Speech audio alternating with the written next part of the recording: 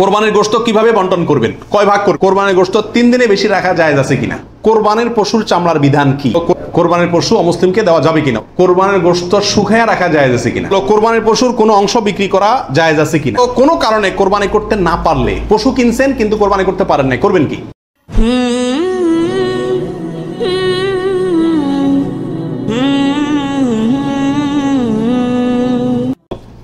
কোরবানির গোশত কিভাবে বন্টন করবেন, কয় ভাগ করবেন? এর উত্তর হলো, কোরবানির পশু 3 ভাগে বন্টন করা উলামা ইকরাম মুস্তাহাব বলেছেন, কিন্তু কোন হাদিসে এর ক্ষেত্রে আলাদা করে এভাবে নির্দেশ করা হয় যে 3 ভাগে করতে হবে। আল্লাহ কোরআনে বলছেন যে ফাকুলু মিনহু, তোমরা কোরবানির পশু থেকে নিজেরা খাও, ওয়া আতইমু আল কানিআ ওয়াল মুতাররা, ধনী গরিব সবাইকে দাও। তাহলে ধনী গরিব 2 ভাগকে দাও, আবার নিজে খাও, 3টাই হয়ে গেল এখানে।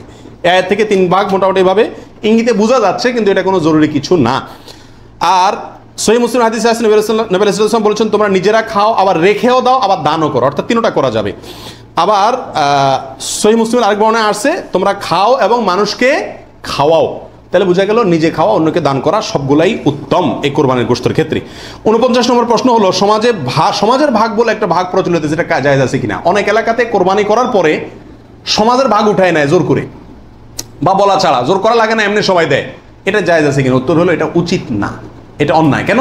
কারণ আমরা 5 জন মিলে একটা গরুতে অংশগ্রহণ করলাম, দিলাম, এখন সমাজে 1 ভাগ নিয়ে তাদের মতো গরিবকেই দিল তারা, কিন্তু আমার হয়তো অন্য গরিব আছে, আত্মীয় স্বজন, আমি তাদেরকে দেবো, কিন্তু তারা তো তাদের মতো দিচ্ছে। এটা উচিত না। আমার গোশতটা আমি কি করবো না করবো সম্পূর্ণ আমাকে স্বাধীনতা দিয়েছে ইসলাম, বিধায় সেখানে এরকম অঘোষিতভাবে চাঁদাবাজি বা হয়তো অনেকে সন্তুষ্ট হয়ে দেয়, কিন্তু কারোর মনে অসন্তুষ্ট থাকতে পারে। যদি থাকে তাহলে এটা জটিলতা দেখা দিবে। এই জন্য কি হবে না, এটা উচিত হবে না। যার যারটা তাকে ভাগ করতে দেওয়া উচিত এবং উত্তম।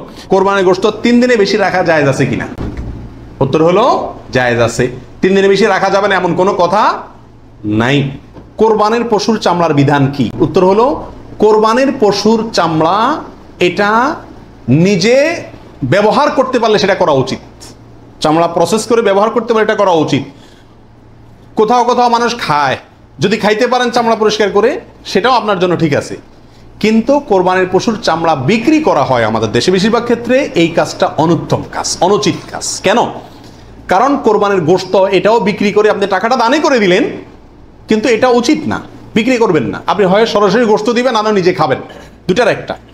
বিধায় কোরবানির পশুকে আপনার কোনোভাবেই এটার কোনো অংশকে বিক্রি করে তারপর টাকাটা আপনি দানে করে দিলেন, কিন্তু বিক্রি করার দিকে না যাওয়াটাই উচিত। সরাসরি ওই জিনিসটা দান করলে সেটাই বেস্ট। কোরবানির পশু অমুসলিমকে দেওয়া যাবে কিনা? উত্তর হলো, কোরবানির গোশত অমুসলিমকে খাওয়ানো যাবে, অসুবিধা নেই। শরীয়তে কোথাও নিষেধাজ্ঞা নাই, অমুসলিমকেও খাওয়ানো যাবে। কোরবানির গোশত শুকায়া রাখা জায়েজ আছে কিনা? যে এলাকায় ফ্রিজ নাই তারা শুকায়া রাখতে পারবে কিনা? অনেকে বলেন আমাদের দেশে যে কোরবানির গোশত কি কারণ যায় না, শুটকি বানানো যায় না, এতে গরুর কষ্ট হয়, পশুর কষ্ট হয় বা গুনাহ হয়। এগুলা মন গড়া কথাবার্তা, এটা সঠিক নয়। বরং যে কোনোভাবে আপনি চাইলে কি করতে পারবেন, গোশত রাখতে পারবেন। আল্লাহ সুবহানাহু ওয়া তাআলা আমাদের সবাইকে বিশুদ্ধ রূপে সঠিকভাবে কোরবানি করার তৌফিক দান করুন। কোরবানির পশুর কোনো অংশ বিক্রি করা জায়েজ আছে কিনা? চামড়ার ক্ষেত্রে এই কথা চলে আসছে অনেকাংশে, তাও পৃথক করে বলতে হয় যে না, কোরবানির পশুর গোশত, হাড্ডি, বুড়ি কোনো কিছু বিক্রি করা যিনি কোরবানি করছেন তার জন্য জায়েজ নাই, উচিত নাই। তবে যাকে আপনি দান করছেন গরিব মানুষ, সে যদি নিয়ে আবার বিক্রি করে দেয় তার জন্য কি আছে? জায়েজ আছে। কোরবানির পশুর চর্বি অথবা হাড্ডি এগুলো বিক্রি করার একটা প্রথা আছে আমাদের, সেটা করা যাবে না। কোরবানির ঈদের আমি খেয়াল করছি ভ্যানালারা বাইর হয়, অতিরিক্ত চর্বিগুলো আছে এগুলো কেজি দরে কিনে, হাড্ডি কিনে, এগুলাকে বিভিন্ন কাজে ব্যবহার করা হয়। তো আমাদের জন্য এগুলো বিক্রি করে নিজে খাওয়ার তো প্রশ্নই ওঠে না। যদি বিক্রি করে ফেলেন তাহলে এটা দান করে দিতে হবে গরিবকে। আর বিক্রি না করে ওটা হয় এমনি আল্লাহর রাস্তায় কাউকে দিয়ে দিবেন, আর না হলে নিজে খাবেন, ব্যবহার করবেন, বিক্রি করবেন না। তো কোনো কারণে কোরবানি করতে না পারলে, পশু কিনছেন কিন্তু কোরবানি করতে পারেন না, করবেন কি? উত্তর হলো যে পরবর্তীতে কি করে দিবেন, আপনি সদকা করে দিবেন। মৃত ব্যক্তির নামে কোরবানির বিধান কি? একটু আগে যেটা বললাম, অর্থাৎ শুধু মৃত ব্যক্তির নামে আলাদা কোরবানি দেওয়া জায়েজ, অনেক উলামা ইকরাম বলেন। কিন্তু অনেক উলামা ইকরাম বলেন যারা মৃত ব্যক্তির সাথে জীবিত ব্যক্তির সাথে মৃত ব্যক্তিকে যোগ করে দেওয়া যাবে। আপনি একটা ছাগল দিলেন, বললেন যেটা আল্লাহ আমার এবং আমার মৃত বাবার পক্ষ থেকে, এভাবে করা যাবে।